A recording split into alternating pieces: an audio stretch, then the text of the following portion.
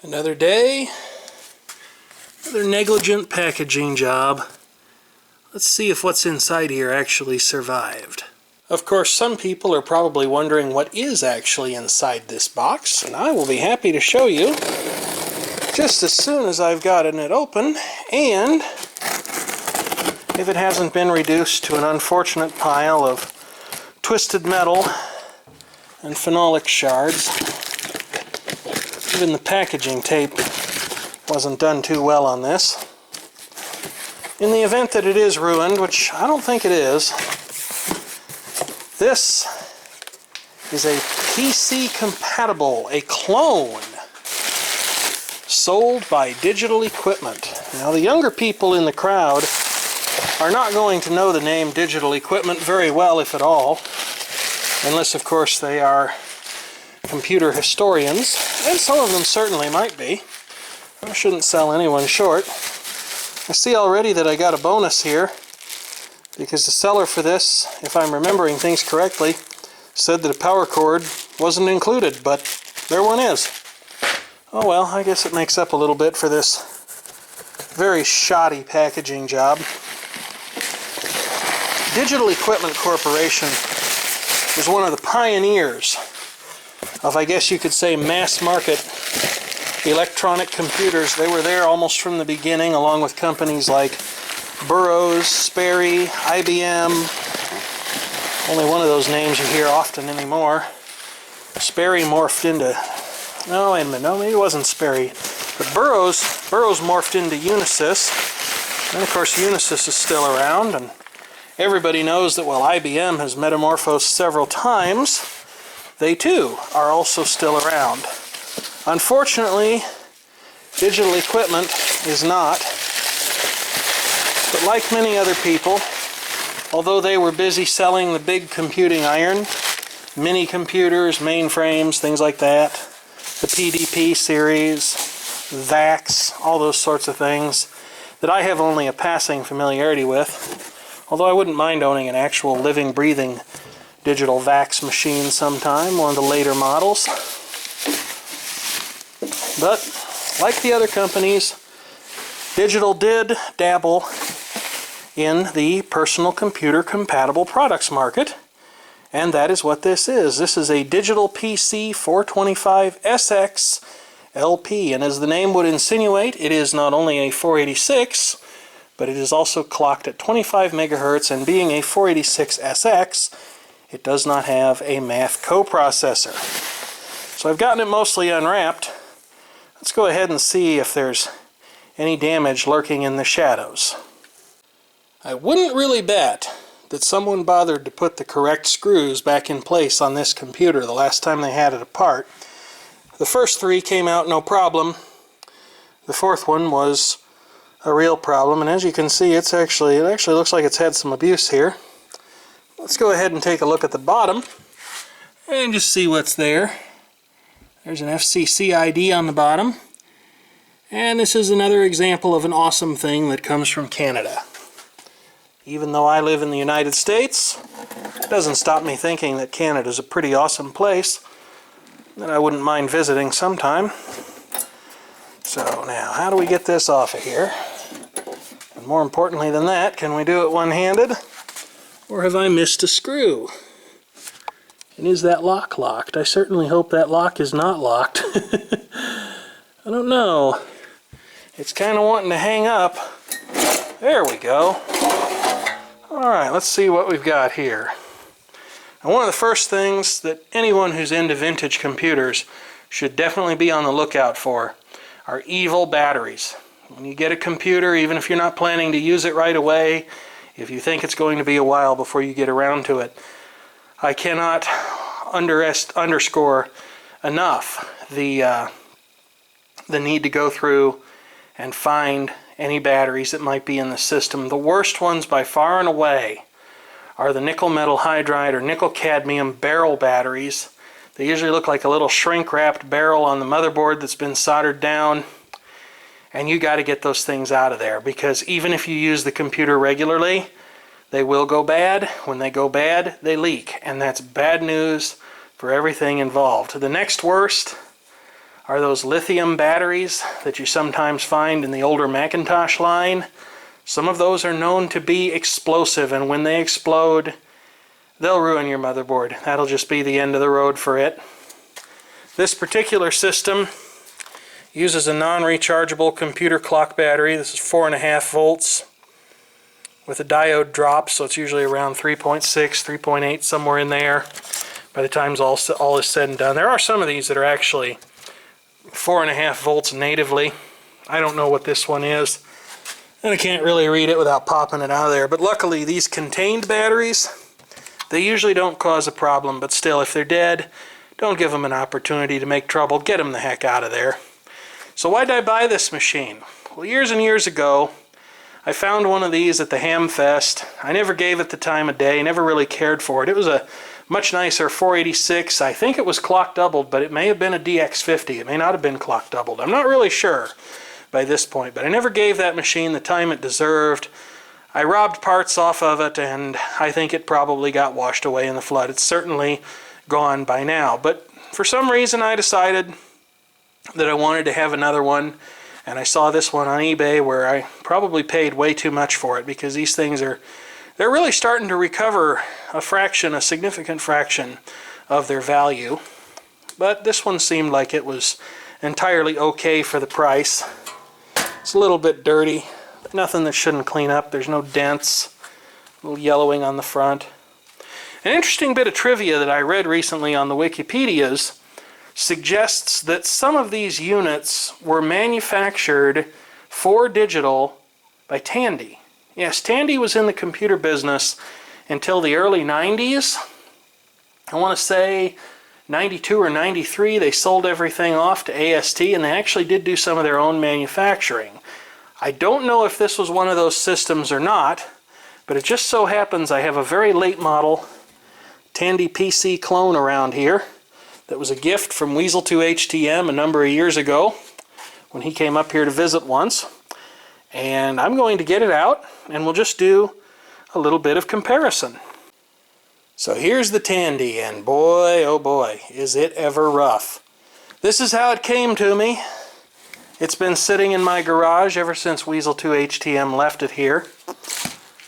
I've never powered it up, at least not to my recollection. So I really have no idea whether or not it even works. I think it would probably clean up into something fairly serviceable. But I'll take the cover off of it, and we'll just see how it compares to the digital. I don't think they're going to be that similar inside. I can tell from the exterior already that this machine has significant construction differences from this one. Oh sure, there are a few things that look similar, like these vent holes on the side of the case. They're a little narrower, and there are more of them on the digital. The front panels of the two machines are quite a bit different, and the floppy drive trades places with the hard drive, or presumably the hard drive in the Tandy. I don't know where the hard drive in it is actually located. Although I did pull it not long after Weasel left this here, because he said, you know, this belonged to some people that he knew, and the hard drive needed to be wiped. So I know there's no hard drive in here because I took it out ages ago. And here's your quick side-by-side comparison. If you want to see these up close and personal for longer than I'm showing them on the video, well, you can just click the pause button any old time. I look at this Tandy system, and I almost think that it looks a lot like something Packard Bell would have done. I'm pretty sure they didn't manufacture this thing, but you never can tell. You can see that its previous owners invested in some upgrades.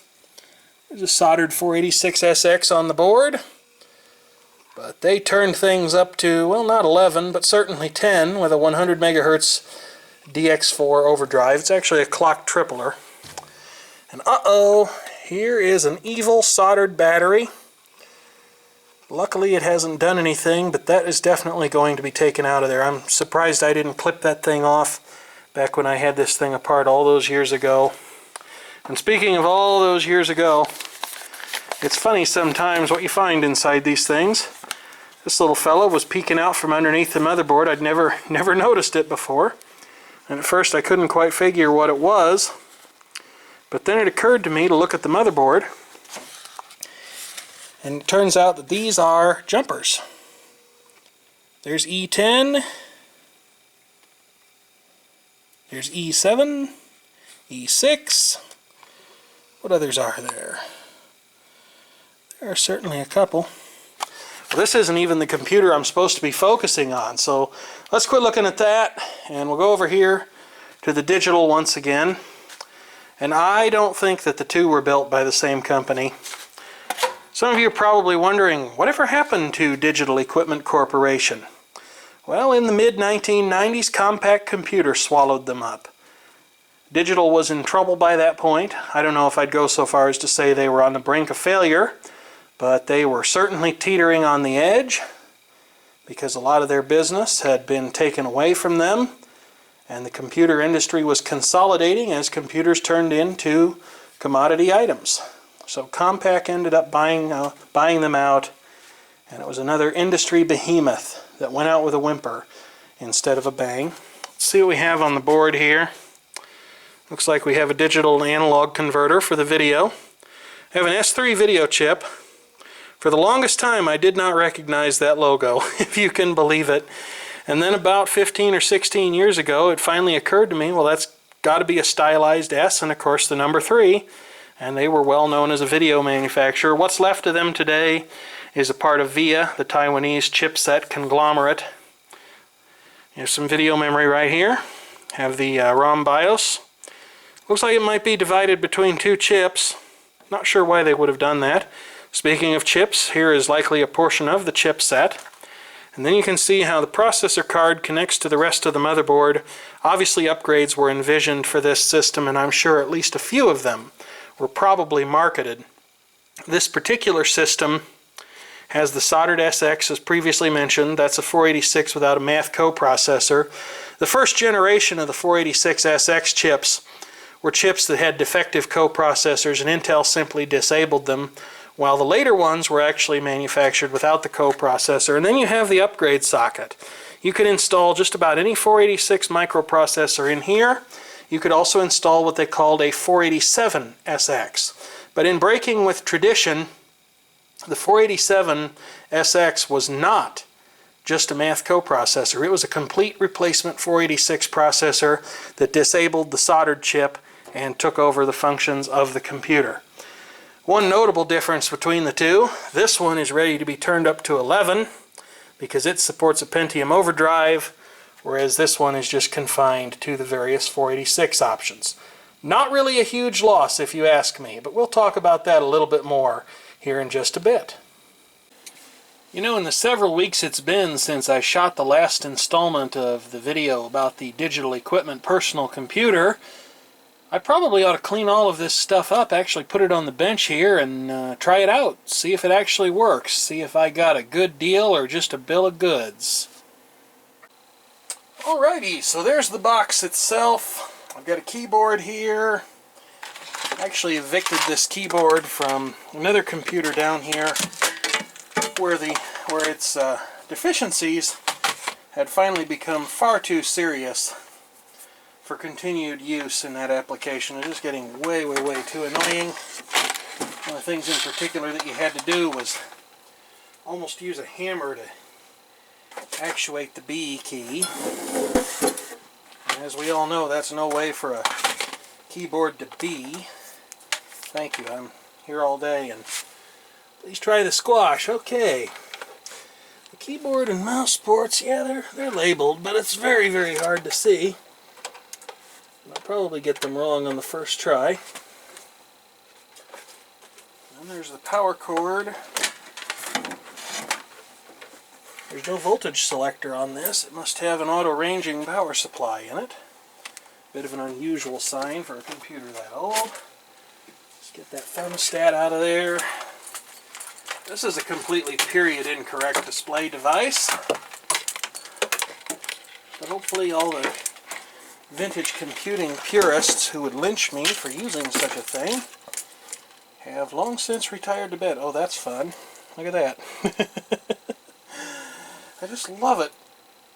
I just absolutely love it. One of those little nuts comes off of a video card connection.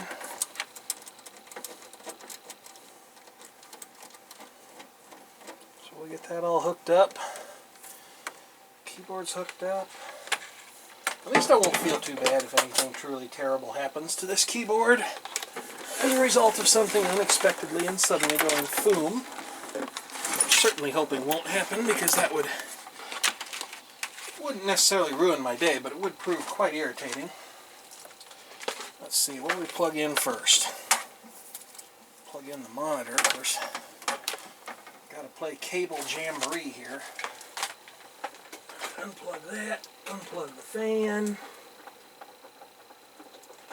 It's probably not the world's best idea to plug in a computer of unknown provenance to the same UPS that or the closest thing you have to a primary computer is plugged into, especially when I might have some unsaved work open at the time.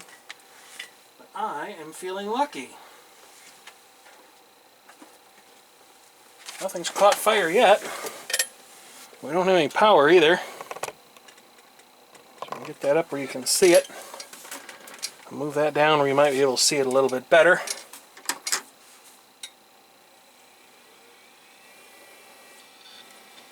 I have 3 front panel LEDs, but we do have a power on self-test sign on screen that right away I've noticed several interesting things about.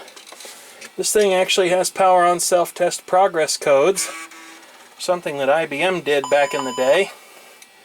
And I think it's pretty safe to say at this point that our battery is dead. We'll have to find another 4.5 volt battery box for this. Luckily, that's nothing you can't do with a routinely available battery holder. So setup has lost its configuration, and it's tried to recover. I don't know how well you can actually see that. All the CMOS defaults were loaded. The standard CMOS checksum was invalid. Extended CMOS checksum was invalid. Invalid, not unvalid. And of course the signature byte, which is really how it checks, is also invalid because that battery is probably completely flat. So all of the defaults were loaded. As I remember, this Phoenix BIOS, this particular revision from the early 1990s, was actually year 2000 compliant, but it needed a little bit of a push to get the message. It didn't properly update the century byte. Of course, in the name of getting ready for this video, I've unplugged all my clocks, so I have no idea what time it is, unless of course I go back here to the computer and... Oh, come on, wake up. Alright, it's 1:46 in the morning. How do we adjust this? We don't adjust it that way, that's for darn sure. I may not be able to do it with this keyboard because it's got a condensed layout, but no, it looks like I can. Alright, so it's 1 o'clock in the morning. It's almost 2 o'clock in the morning, which means it's probably faster to go backwards. That noise that you hear the hard drive occasionally making, although that hard drive is branded as being from digital, it is actually a quantum drive, and drives from that time period are famous for performing frequent thermal recalibrations. At least some of them are. And here's the part where it'll let me go up into the 2000s. But when I reboot, it'll probably be back in the 1990s. The century byte doesn't get properly updated. So we have diskette A, 3.5 inches, 1.44 megabytes. I wonder what choices we have. Will it tell us what our choices are? Will it let me change that? Let's see if it supports a 2.88 megabyte drive. It does! If you could actually find one, and assuming the floppy drive controller or the Super I/O chip on the motherboard actually supports such, you could presumably use a 2.88 megabyte drive with this system, but I've never actually seen one outside of the PS2's and NCR's microchannel clones. Now for the fun part. This is probably going to require me to pop the cover and determine what the parameters for this hard drive are. That's probably going to be a little bit on the entertaining side to do, and here's why. The cover doesn't come off of this system terrifyingly easily, but we'll try to move the display back here. see. I have a feeling I'm going to pull something on the floor before this is all said and done. There may be enough torsion on this case right now, because I didn't put the screws back in it. But there might be enough torsion on this case right now that I can't actually get the cover to come off.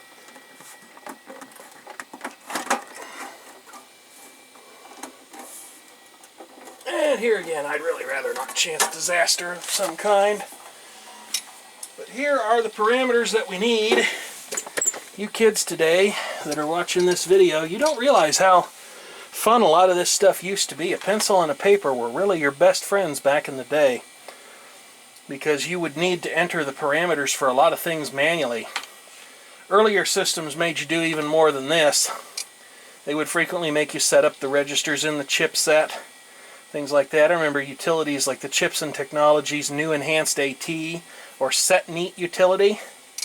That was always a lot of fun to play with. Okay, we have 723 cylinders. How many heads do we have? 13. No write precompensation. I know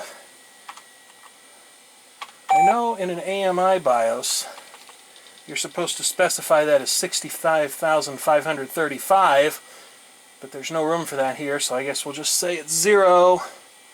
The landing zone is frequently meaningless with pretty much any drive made within the last 25 or 6 years. Alright, sectors per track it says is 51, and that gives us a 234 megabyte size. The drive itself is labeled as being a 245 megabyte drive, but that's just due to the long-standing difference. You know, there are some things that just haven't changed much in the world of computing over the years, and one of those is the fact that drive makers count drive capacity one way, and computer software makers, operating system vendors, storage controller providers, they all count in another way. It's binary versus decimal, and I never can remember which one is which or whose is whose. Here we have some other hardware information. We have a parallel port, we have a serial port, diskette drives are enabled. All that stuff's probably okay. I don't think we need to play around with that. Alright, CPU speed is fast.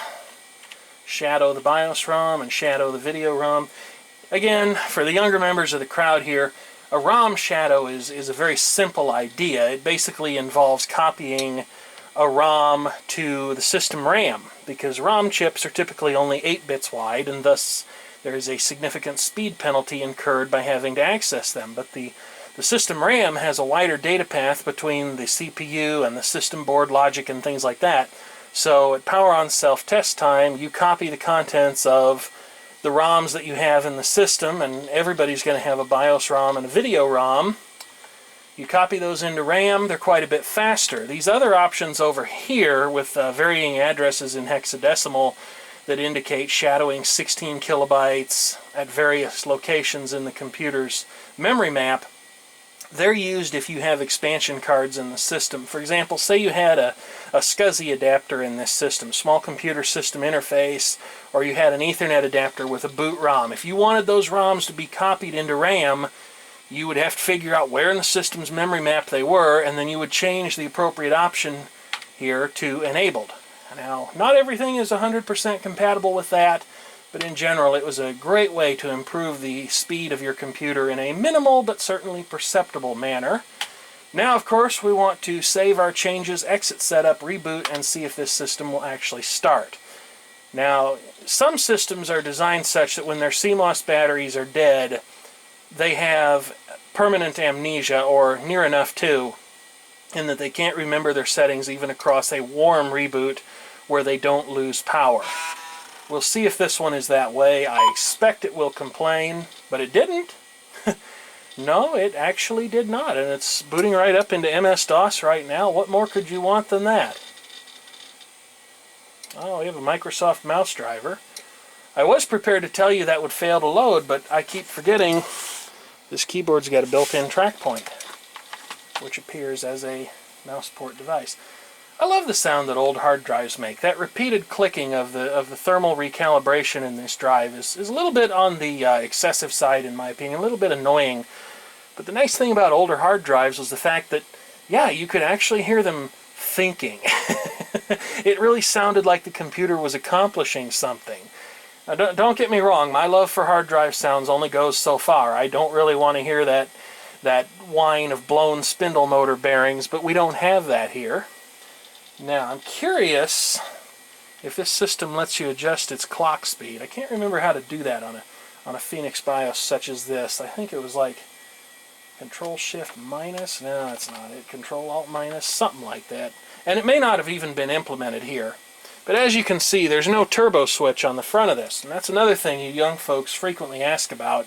What did the turbo switch do? Well, back in the day, there was a lot of computer software, especially games, that tended to use the amount of time it took for the central processing unit to execute some instruction or another, and they used that as the basis for a timer rather than any of the more reliable and stable timers that were available in a computer system of the time. It was a fairly dirty but surprisingly common practice, and it worked fine when you had your old DECpc or 286 back in the day. But when you got your mega powerhouse 386 or 486 machine, even an early Pentium, what you could often find is that some software would run so fast it would either crash or it would be practically impossible to do anything. Imagine a game where the enemies can fire 5,000 bullets in a millisecond because the developer made a faulty, flawed assumption about what they ought to use as a timing reference inside the computer. And you'll see why the turbo function was very, very handy, in that you could turn it off and the system would slow down considerably, and it might make problematic software titles workable once again. I'm sure that this system supports it because we have a turbo LED here, but I'd have to look up how to toggle it. I'm sure that it can be done. It can probably even be done from within the BIOS setup utility. But in these older computers, when they were sitting out here running in real mode DOS, there was frequently a keystroke that you could issue to tell the system to go into the slower operating speed or to speed up to the turbo speed again. You could even do certain things. I don't think you can do it on this system. Again, I just tried. But sometimes you could even jump right into the BIOS setup utility at any time as long as you were sitting out in real mode DOS. Of course, if you had anything that placed the system into virtual 86 mode or protected mode, like say the EMM386 memory manager, all those tricks went away because suddenly things got a lot more complicated. Let's go ahead and just see what might be on the hard drive of this system. I was promised that it would come with Microsoft MS-DOS, which it did, the last release ever, MS-DOS version 6.22. It's here that I'm going to mention something that I'm very, very curious about. Way back in the early 2000s, the late 1990s, the United States Postal Service was selling off surplus property. And I bought at the time several Dell 486 computers. They came to me with their hard drives wiped. But here was the very interesting thing. They still had a minimal operating system installation. They just had a command interpreter on the hard drive and nothing else. And when I issued a version command to the system, they responded with MS-DOS version 6.1. I've never been able to confirm the existence of MS-DOS version 6.1 other than on those systems. And no, I do not mean IBM PC DOS, I don't mean DR DOS, I don't mean Novell DOS, I don't mean FreeDOS, I mean MS-DOS. And if anybody out there knows anything about that, I really kind of wonder if it wasn't perhaps a special version that was produced for the United States government. So let's go ahead and go into the, well, let's just do a directory listing on the hard drive and see what we come up with here. And it looks like there's actually a lot of neat stuff on here. I really thought this was a fresh installation of the operating system, at least that's what the seller seemed to imply, but there's a lot of stuff on here that definitely isn't part of a fresh MS-DOS or Windows installation. Let's try and pare that down a little bit, see what our directories are.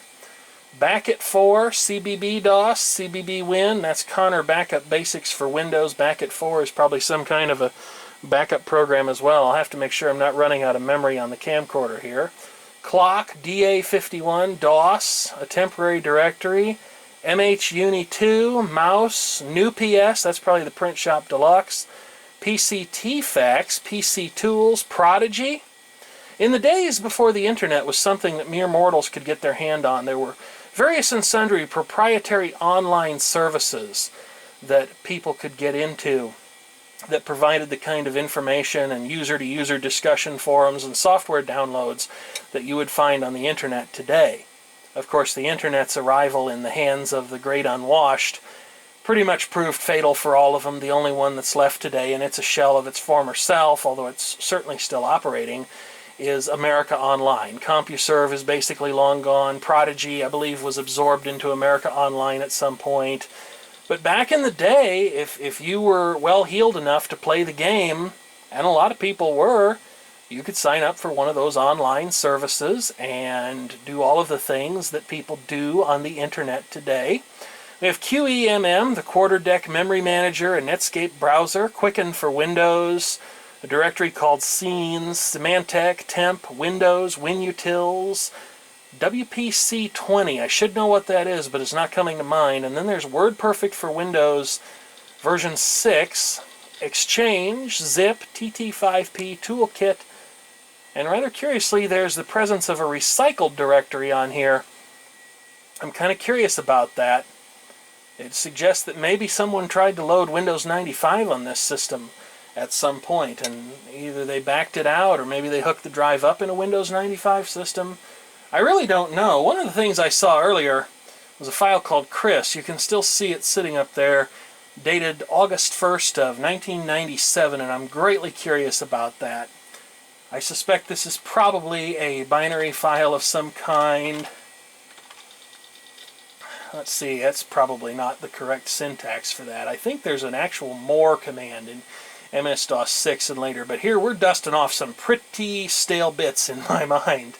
And being as this is a binary file, I may end up typing a whole bunch of garbage to the console here, and the system speaker may produce a bunch of beeps in protest, and it's entirely possible that this file might contain some sort of confidential information as well. So if it is, I'll have to edit that out of the video, because even though I'm certainly curious and interested in going through things, just not out of malice, not with any intention of performing any kind of a crime or anything, but just as a legitimate interest in seeing the history behind these things, learning about where they were and who used them. And there's no malice whatsoever. It's just natural human curiosity. So let's go ahead and type this file and just see what we get. Oh yeah, that was definitely a binary file. You heard some dissatisfied beeps from the computer speaker. It looks like, looking at some of this stuff here, I see a string that says sit. I see online downloads. I see something that says 030.jpg. I don't know, maybe that was somebody's history file inside Prodigy or whatever online service they might have used. There's a Windows directory on this thing, at least I think there is. Let's just go ahead and try breaking into Windows. Let's see what we get here. Microsoft Windows version 3.1. Let's see if this actually boots up into something valid. I wonder if they actually bothered to install the correct display drivers. It doesn't look like it, though. That looks like a pretty heavily dithered picture to me. Now, whether it's the VGA display driver doing the dithering, or if it's something else, I don't know. Dithering, of course, is a method by which a display that doesn't have the resources to display an image within its original color space and color bit depth, it can simulate that by using patterns of dots that are of different colors that are within its hardware palette limitations. It's probably not the greatest explanation. But we'll go into the control panel here, although this is not where I want to be. I actually want to be here to find out about the display driver. And by golly, they did. It actually does have the S3 640 by 480 by 256 colors display driver. I don't have the S3 drivers disk handy, and if I change this, Windows may very well have a fit asking me for disks that I can't supply. I don't think we could probably get up to 32K colors with only 512 kilobytes of video RAM, but that doesn't mean I'm not going to try it. Ooh, someone installed the PC sound speaker driver on this. You know, the PC speaker historically only ever produced beep sounds, but it was possible by taking advantage of the flexible, somewhat flexible nature of the PC hardware to abuse the timer that would drive the speaker and and then utilize it as a crude waveform audio digital to analog converter. Let's just see if I can get this thing, if I can convince this thing to use the files that it's already got for the display driver. Sometimes you can do this and sometimes you can't. I'm kind of nervous about this. This may end up breaking something, and maybe I don't want to do that before I've explored the system. I think I'm going to quit Windows Setup. I think I'm going to take the safe option for right now and just take a look at some of the software on here. Yeah, the click button on this keyboard doesn't work very well. Let's take a look at Wordperfect. Wordperfect's still around today. Its usage compared to the 800-pound gorilla in the room, Microsoft Word, is of course pretty small, but law offices still find a lot of use for Wordperfect, and although it said, I think it said in the directory listing that it was Wordperfect 6, this is Wordperfect 6.1, and when I went looking for a second-hand copy of this a number of years ago, I actually found that it was still surprisingly pricey and in demand. I couldn't believe the value that people ascribed to this software. It's not like later versions of Wordperfect weren't produced. You can still buy Wordperfect today. It's developed by the Corel Corporation, which is one of those companies that's ended up with a whole bunch of oddball software from companies that have folded or left the market after many years. I'm going to have to stop the camcorder here in a little bit and clear off the memory, make a little more room for this. This is really going to be a very long computer ramble, but I think there's a lot of people out there in the viewing audience that would get a kick out of seeing this. Both the people that, you know, are up and coming, the younger generation, come on, and those who have been at this for a while, like myself. There's the Windows accessories. Oh, we have the After Dark screensavers, but they don't seem to actually be installed. I suppose somebody ran out of hard drive space back in the day and had to delete them. Man, what a thing that was. We take disk space for granted these days, with our computers having their many hundred gigabyte to several terabyte hard drives in them. It was a very different time when this system was new. Even this 245 megabyte hard drive, if you installed several programs and started handling lots of data, waveform audio, images, it went fast. And really the only stopgap that you could employ was drive compression. You could use compression methodology to reduce the size of some of the files on the drive and buy yourself a little more time. I had a 270 megabyte hard drive, well into the late 1990s. That was on my primary system back in the day. And then I later added to that an 850 megabyte Connor Peripherals IDE hard drive, and I thought, you know, I will never fill this drive up. And that obviously wasn't true. The next drive that I moved up to was a 3-point-something gigabyte Western Digital. And it seemed so vast at the time, but these days that's just nothing. And then an 8 gigabyte drive. The heady delight was just absolutely incredible. But let me go ahead and stop the camcorder here before it stops recording in a very inconvenient time. I'll get the stuff off the memory card and we'll continue our exploration of some of the software on this thing while I sit here and reminisce. That alone to me has been well worth the purchase price for this particular system.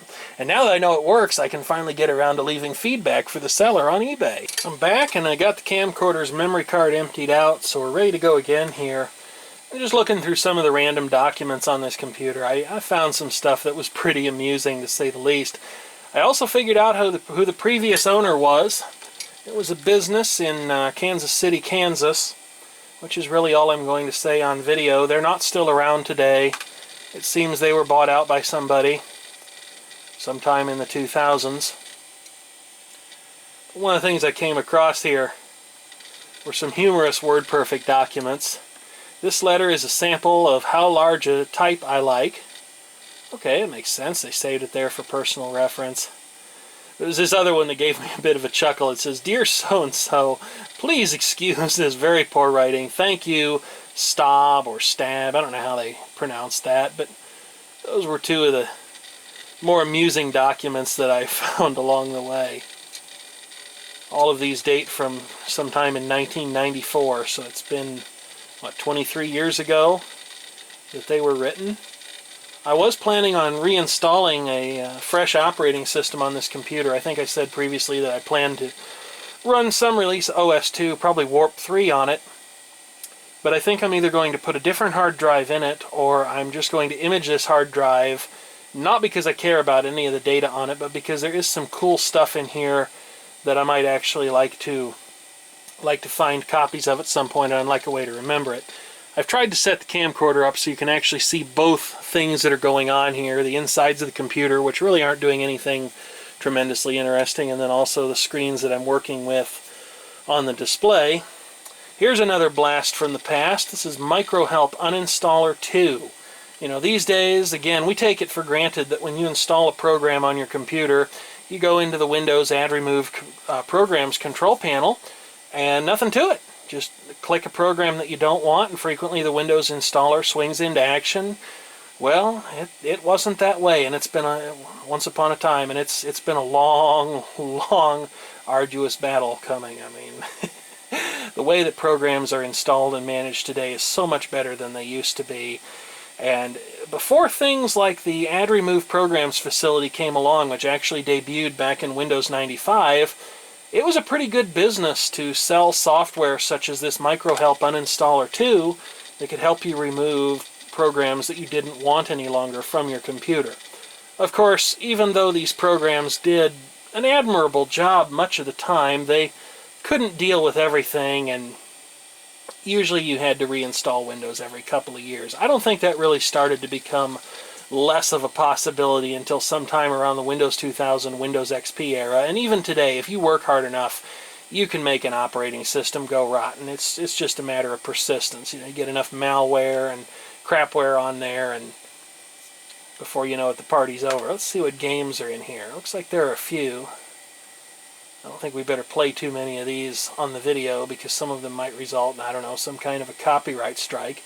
But it might be interesting to see if, say, YouTube recognizes that I'm playing the Windows Solitaire card game, which I'm absolutely terrible at. I mean, sometimes I can get something to happen here. I've never actually won a hand of solitaire in my life. I don't like playing it in real life. I don't even like playing it on the computer.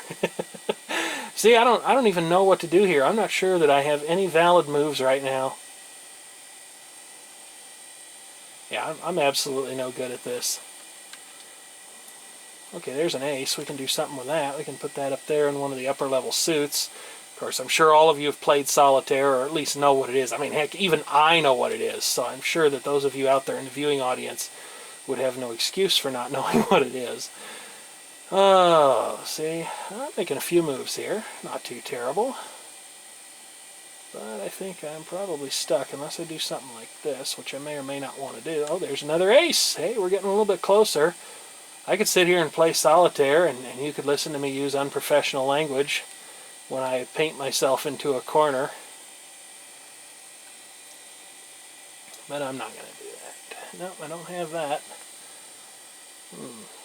Yeah, I think I pretty much... No, I could do this.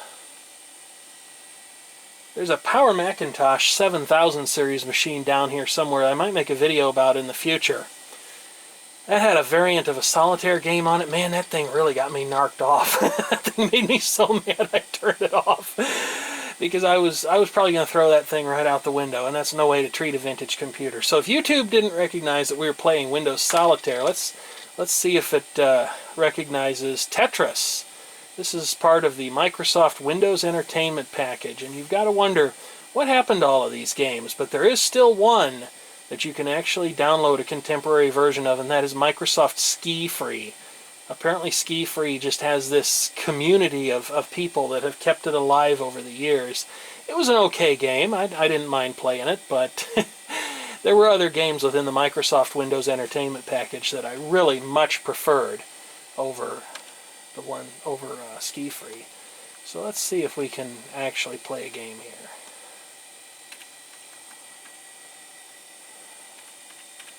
You can see just how bad I am at this, too.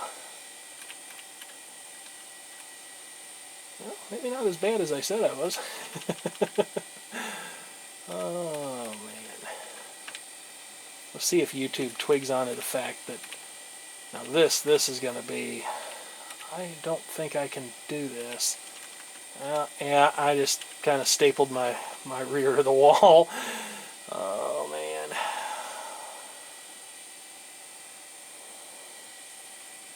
after I put this block into place, I'll pop out of this, because a lot of computer games never really held my attention.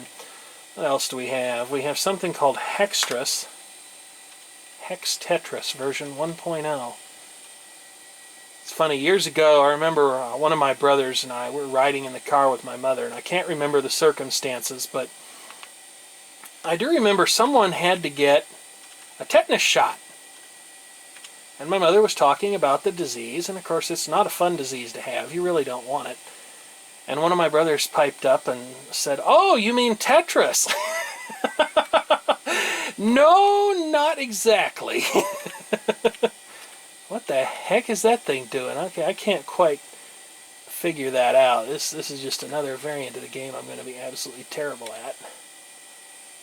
I wonder if I can... I'm going to try this. Who do you suppose wrote this game? Do you think we can find that out? It doesn't have a menu bar in it or anything. Ooh. Let's see. Nope, there's no about or anything, so I have no idea who wrote that or even where you could get a copy. Let's see what Jules is. Jewel Master. Copyright 1992. Peter Simatis or Siamatis, or... I'm probably mangling that terribly. Let's see if it's a little more readable here. Oh, you're supposed to register this. I wonder if he's still around today. You know, I've talked about people who have worked on things in the past. One of the most notable was that noise reduction audio kit, which I still haven't put together. And years after I uploaded that video, the original designer came and contacted me via email. He actually said that he wasn't dead. I'd made it sound like he was dead in the video, which was a terrible thing to do. And I assume he's still around today. I wonder if this person might see. I think I'll put their name in the video description just to help them find it. You know, if they're ever wandering around YouTube and find out if they're still around and if they still develop computer software today. So those were the games. Here's Netscape Personal Edition. And this, again, this is kind of interesting. What hasn't been kind of interesting here so far? Netscape, back in the early days of the World Wide Web and the public at large being allowed onto the internet, was actually pay software. You were expected to purchase a copy of it back in the day. It was not free unless you met some fairly exacting standards. But then Microsoft Internet Explorer came along, and the first three versions were arguably a joke, but Internet Explorer 4 was the first Microsoft-based browser that people took seriously back in the day. Okay, ooh, that didn't sound happy. I was trying to dial a modem, which of course isn't attached to this machine. I didn't get that. Anyways, I started to say, Internet Explorer was the first version of Microsoft's browser that people took seriously back in 1997, and it was a big deal. It was eventually the end of Netscape, but Netscape had the incredible foresight to take their code base, not only rewrite it from the ground up, but also to turn it into an open source product, which they called Mozilla. One of the developers actually came up with that name. A man by the name of Jamie Zawinski takes credit for it. Look him up. He's a pretty legendary figure out there in the world of computing, but I know he doesn't like to be fanboyed.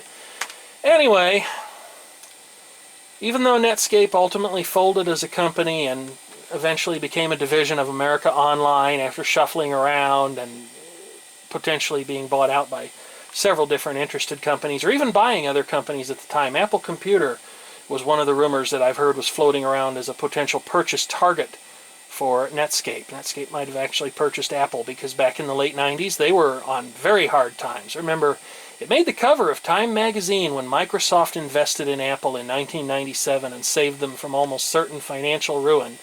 And even though that's been 20 years ago, it's just amazing to think how the fortunes have changed. Let's see, what's in the startup group? Nothing. No programs on this thing that run from the program manager starting them up.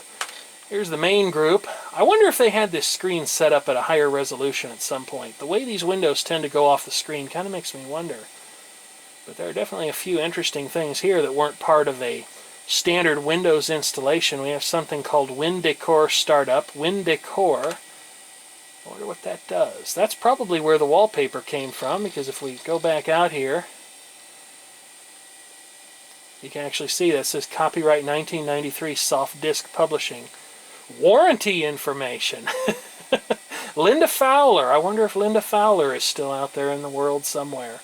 I'm sure soft disk is long gone. I'm just curious what it says about warranty. Because most of the time, software for your computer, the developer disclaims any warranty whatsoever. You just flat out don't get one. But this looks like some sort of a wallpaper chooser of some kind. I'm not sure I really see the point in this. It doesn't seem to do anything that the Windows wallpaper control panel couldn't do, unless, of course, this status include and exclude thing makes me wonder if maybe this had some capability to automatically rotate wallpapers. I notice some of these over here are marked with a minus and others have a plus next to them. Maybe that's how this works. Let's just try that. We'll include one of these. That 2,000 miles an hour one sounds interesting. And we'll choose to use it as the current wallpaper. It looks like it's some kind of a stealth fighter or something. I don't know what that is. I probably should. We'll take that off the list, and we'll put one of the Windows wallpapers on the list. I always liked this one. I always thought this was cool looking. I even carried it forward. Oh, hey, an advertisement. Want more great software like this? This program is just one of many high-quality original programs available from Soft Disk Publishing. If you've enjoyed this program, look for others in the Download Superstore. I'm sure that 800 number is long since out of service or goes to something else that you might not want to call. So we'll go back into the Program Manager here. There's also something in here called System Watch. I'm not sure what that does, but it looks like somebody decided they didn't want it and deleted it, rather than properly uninstalling it. Of course, again, as previously noted, properly uninstalling a program was a completely foreign concept, almost completely. A few programs did have uninstallers of some description bundled with them. There's the Prodigy software. I can't imagine this was ever used, but I might be wrong. I'll just bring it up here and see what it does. It crashes. Isn't that lovely? Now, it looks like I got out of that crash pretty much scot-free, but as anybody who used Windows 3.1 will tell you, when you started getting error messages like that, and even Windows 95 and 98, and certainly Millennium Edition were all this way, you could just tell when they were starting to get a little bit creaky. Here's one called Toolkit. What does this do? It ventures out to a DOS command of some kind. It ventures out to a text mode display is the correct thing to say. And it turns the screen blue, and it says, "Welcome to the Carlton Sheets Computer Toolkit." Now, I suppose somebody else could bear that name, but the thing I associate with Carlton Sheets were those late-night television programs where he told you how you were going to be like a millionaire or something along those lines. Carlton Sheets Computer Toolbox. Now, again, here I may have to edit the video, but I'll just see what the user profile says.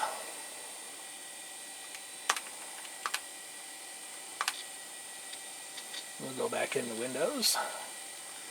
We'll close that out. Kind of makes you wonder how many hands this computer's been through over the years.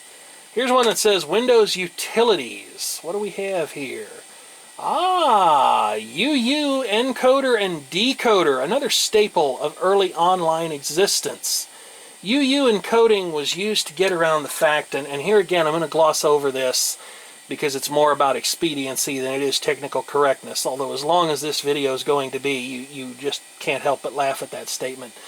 The concept of UU encoding and UU decoding was conceived to work around the fact that if you tried to put a binary file and say post it to Usenet or send it through certain mailing systems, there were some that were not what you called 8-bit clean. They would strip off the high bit or the 8th bit, and that would result in a completely useless and mangled file.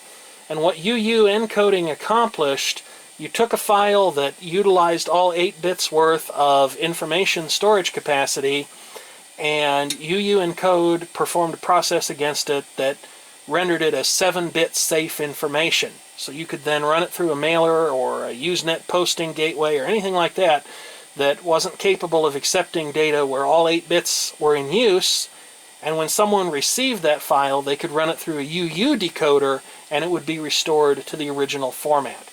I don't know if anybody still uses UU encoding or UU decoding today, but I would be surprised if they didn't. I'm curious as to how old this is. There's a couple of repeated icons in here. It looks like there's an installer, there's two icons for the program, there's README, new features, README, and new features. Maybe there's more than one version installed on this computer. This file contains important and updated information, and here, as previously mentioned, was another big online service back in the day, CompuServe. CompuServe was massive. The way email addresses are ubiquitous today, back then, almost everybody who was anybody had a presence on CompuServe. Software developers, average end users, it was huge. But of course the internet and getting into the hands of the public and the World Wide Web just really sounded a death knell for that sort of thing. So here's a typing tutor. I don't know if this would be a Windows program or a DOS program. It's got an icon, so I suspect it's probably a Windows program, but here again, Windows was not really the ideal environment for everything that you could do back in the day. In particular, DOS was the realm of almost all the popular computer games. A few things ran in Windows, but when you needed graphical performance, or a lot of games out there wanted direct access to the computer's hardware, you ran them from DOS, or you had a little kicker program in Windows that shut down Windows safely, let you save all your work, started up the game in DOS, and then when you exited, it brought you back into Windows, trying to make it look like you never left. Let's see what Typing Tutor 5 does. This is actually a Windows application. I love the graphics here. Very colorful, very geometrical. Copyright Crea or Cria Systems, incorporated 1983 to 1992. Sterling, Virginia. I don't think we're going to practice typing. I'm already pretty good at that, as most people here on YouTube will readily affirm. PC Tools. This was a big enchilada right here. I want to say Central Point Software. Yeah, Central Point Software. Central Point was a huge manufacturer of computer utilities. And back in the day, utility software like the Norton Utilities, Central Point Utilities, PC Tools, all those things, and they were even cross-platform. Central Point had a disk management and copy protection, circumvention, and exploration utility that ran on the Apple II computer, Copy 2 Plus. That was the name of that program. I never had a copy of it, but I certainly knew of people who did. These packages helped you maintain your computer, and while some of the utilities, it could be argued, did more harm than good, in general, they did things that you needed to have done. They could help you undelete a file, because this was before the days of having a recycle bin in Windows, a trash can on the Mac OS. The dreaded shredder object in OS 2 was probably the closest analog at the time, and sometimes if you deleted a file or formatted a disk in error, you needed a way to unspill the virtual milk that you had just spilled, and these utilities offered that. Some of them, such as the Norton Utilities, also offered a great many programming and low-level hardware-related tools. The Norton Batch Enhancer, Norton Disk Edit would actually let you view sector by sector what was on your hard drive. In the hands of someone who didn't know what they were doing, they were incredibly dangerous tools. And this is part of the reason why I've said in the past that even though computers back then were not commonly, they certainly weren't commonly linked up to an always available global network that we just take for granted today, I still think it was a more interesting time, more of a frontier, because you had all these little boutique software publishers doing their things. You had lots of interesting things back in the back pages of the trade magazines like PC Magazine, Computer Shopper. I can remember when Computer Shopper, when it was still a paper publication, was the kind of thing that if you used it as a weapon, you could really hurt somebody pretty badly. And I also remember when PC Magazine easily ran to 250, 300 pages, and some of those names are certainly still around, but again, it's just not the exciting frontier that it used to be. PCs have become too commoditized, and I don't know, things are just different than the way they used to be. And I'm not going to say that today's technology isn't a lot better. In particular, I think it's just amazing how much computer you can buy for so little money. The amount of computing power you can get your hands on. What cost many thousands, if not tens of thousands of dollars back in the day, you have a computer sitting on your desk right now that could rival the best of the best that was available even well into the 1990s and for a small fraction of the cost. So today's stuff is certainly interesting as well. It's just interesting in a different way. And you certainly do still find boutique publishers of software. The shareware market is maybe not real well, but it's still alive. Let's go ahead and take a look at system information here. It looks like we're going to break out to DOS for this. Windows is still running in the background, of course. I probably can't do this because I think it's running in a quasi-graphical mode at the moment. But in 386 enhanced mode, you could go back into a window. And it was actually willing to let me do that. Although you can tell some things are definitely screwed up and not displaying correctly. Yeah, this was one of the big reasons why, back in the day, you get yourself a 386, and you could do all kinds of fun tricks that you couldn't easily do on lesser platforms, like running DOS programs inside Windows. I mean, 286 was the first Intel microprocessor that had any sort of process protection concepts, protected mode, things like that, but it was a pup compared to things that came along later. Better make sure I'm not running out of camera over here. I'm at 22 minutes and 41 seconds on this most current run. Here you can see a performance benchmark. This deserves all the consideration you're probably thinking it does, which is to say approximately 9/10 of nothing. This is supposedly the performance offered by a PS2 Model 80, and this is what this computer offered. It looks like basically twice the performance, but you know, it's a synthetic benchmark. It's not really that accurate. Here we have a map of the system's memory, what's in use and what's free. Conventional and extended. These days, your operating system, there are essentially no memory limits. It's easy to install upgraded memory, but again, back in the day, things were different. That first 640 kilobytes of memory, man, that thing was next to gold. And it was really worthwhile to go as far as you could and get the most that you could out of that amount of memory, because otherwise you might not be able to run your games with sound. And you need to load device drivers for anything, everything, your mouse, your CD-ROM drive, your sound card. It didn't take too long, and you might not have much of that conventional 640 kilobytes worth of memory left. And of course, MS-DOS, although in its later versions, it had some support for extended memory and certainly expanded memory, which was another concept entirely. A lot of things were still limited to loading within that first 640 kilobytes of memory. So you pulled all kinds of tricks. You utilized the upper memory area, the next 384 kilobytes that were in line after the 640 kilobyte line. You tried to stuff things up there. Anything that you could do to get more and more of that precious conventional memory pool open, you did it, because it was what you had to do. So let's see here. System type. Says the BIOS is dated April 19th of 1990, has an 8486 SX microprocessor. I was hoping it might return some vendor information. Doesn't seem to notice that Windows is running right now. Some of these diagnostic utilities, even though they ran in DOS, could be aware of the fact that Windows was running. Doesn't really tell you much about the video hardware other than to say it's VGA capable, and quite a bit after that. I/O ports, COM1, COM2, those are your serial ports. Line printer, that's the parallel port. I'm surprised it doesn't know what UART is in use. Well, not hugely. I mean, it's probably part of a multi-I/O controller. This was definitely in the infant days of those things. And then, of course, you had keyboard information, and today everybody has pretty much the same keyboard. Even if yours has more keys on it, it's still considered a 101 key enhanced keyboard. Basically an improvement on the AT keyboard command set, which was originally 84 keys. Fun little fact, if you have a PS2 keyboard right now, it is electrically compatible to the original IBM AT. All you need is a cabling adapter to go from the 6-pin mini DIN to the 5-pin DIN of the AT. Let's see, what else do we have here? Oh, I just was in there.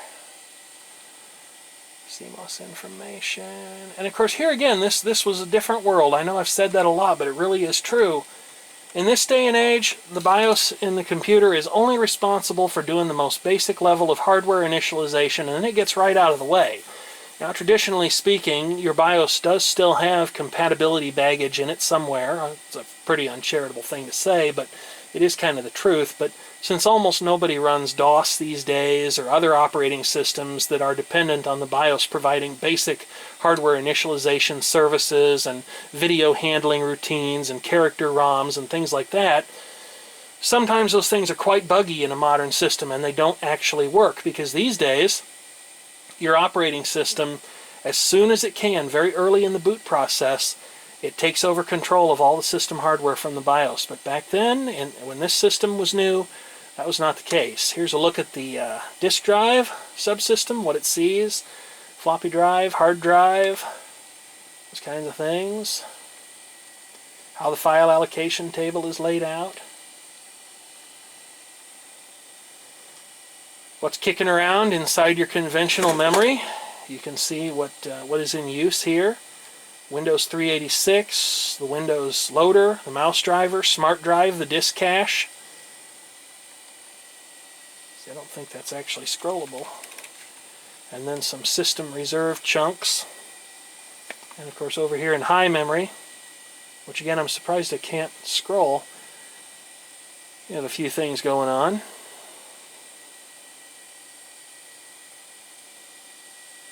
Not sure how I broke out of that. I really didn't intend to.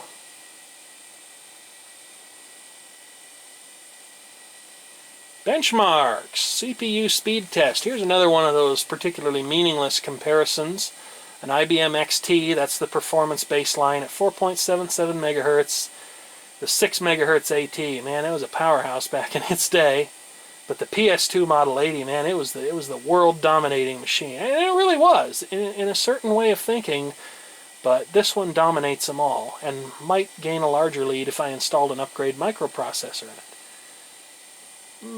Unable to perform disk test. Probably because I'm running under Windows right now. We can't do the disk test, so we'll break out of there.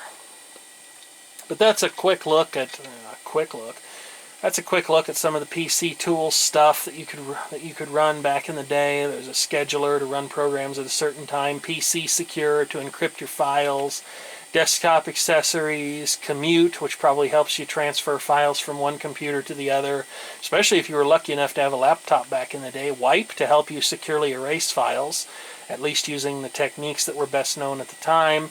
PC Format probably just lets you format disks for the most part, but it might let you do some weird stuff like formatting disks with unusual layouts, like Microsoft's distribution media format. File fix, you're always supposed to make backups, but one thing that hasn't changed much, people don't. They don't make backups anywhere like they're supposed to until they have one of those oh crap moments.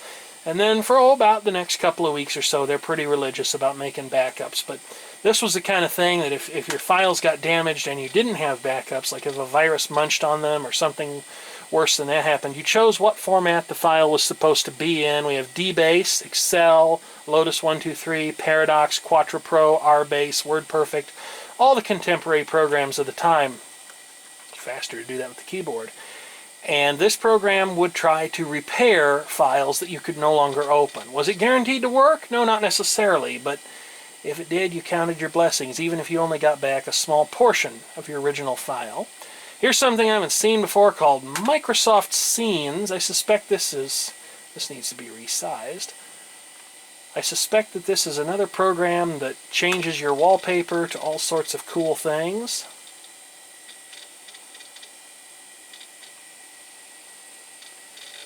It does. You just change it to a waterfall in Proxy Falls, Oregon. And it allows you to set a screensaver. There's something in here called Scenes Wizard. I would imagine this is probably something of a predecessor to the themes that first landed in Microsoft Plus for Windows 95. Those color shifts you see in the background are actually a byproduct of running in 256 color mode. The 256 color video mode, unlike a lot of others, although certainly modes lower down than that also shared this restriction, had what you considered a fixed palette of available colors. Now the idea is that in the 256 color or 8-bit per pixel mode, you could actually choose which set of 256 colors you wanted on the palette at any given time. And when you did that, the things that you wanted to display would look good. But as you can see, sometimes that would come at the expense of other things that were running in the background that wanted to have different palettes. So you would oftentimes see those flashes to very strange colors as you moved around in various programs that wanted to change the palette that was resident in the video adapter's memory and lookup tables. Here's a copy of Quicken. I tried to run this once already while the camera was off, and it crashed. I expect if it launches this time, I'll have to edit that out.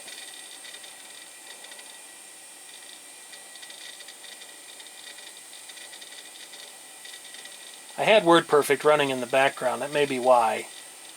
Yeah, it looks like it's going to make it now, so I'm going to have to edit this out. Assuming if... Oh, no, it didn't make it. I don't want to show anybody's banking information, balances, or anything like that. Because even though I'd never do anything with it, the internet is a very large and sometimes scary place. Here we have a mouse control panel. Back in the day, you know, these days, again, we take it for granted that cursor support was support for multiple cursors built into the operating system. It's there if you want to make use of it. But that wasn't the case here. You had to have an add-on utility for Windows 3.1 if you wanted to change the design of the mouse pointer. If you want it to be small, medium, large, if you want it to grow. Mouse trails was kind of a cool thing, but the problem is nobody's display driver ever supported this other than the Windows 3.1 VGA display driver. I mean, that was the only one. SingLogic, S3, Cirrus Logic, Trident, none of those companies seem to even be aware that this existed, and Microsoft always stipulated that, you know, your video adapter had to support it. Fortunately, that requirement was removed in later versions of Windows, and eventually the feature surfaced again in Windows XP, where it was hardware agnostic, and you could use it no matter what kind of display hardware you had, as long as it met the requirements of the operating system. But things you can do, you can make the pointer grow large and small. I don't actually see it doing that, so I question whether or not this is actually working. You could choose a reverse video mouse pointer, which I kind of like, a transparent mouse pointer. You could have it magnify stuff on the screen with Alt plus the secondary button. I guess that's what that is. Yep, there it is. It's magnifying things. So some of it is working to some degree. Let's see if I can get rid of that now. I probably can. There we go. Just had to click with the primary button to make it go away. Orientation. This was primarily for people who had things like trackballs and touchpads and stuff like that. You know, most of the time a computer mouse is shaped such that you can only use it one way, and that's the right way. But if you had a portable computer back in the day, pointing devices that were built in were a rarity. Some of them had one, but they didn't really start to appear until sometime in the mid-1990s, when a lot of people were actually running in a graphical operating environment all the time on their computer. I don't need to do that here. I mean, I could, and you could do this to somebody to really tweak them off too. You could make it seem like the, you could set this so the mouse pointer moved the opposite of the way it was supposed to, all the ways that it shouldn't, but I'm not going to do that.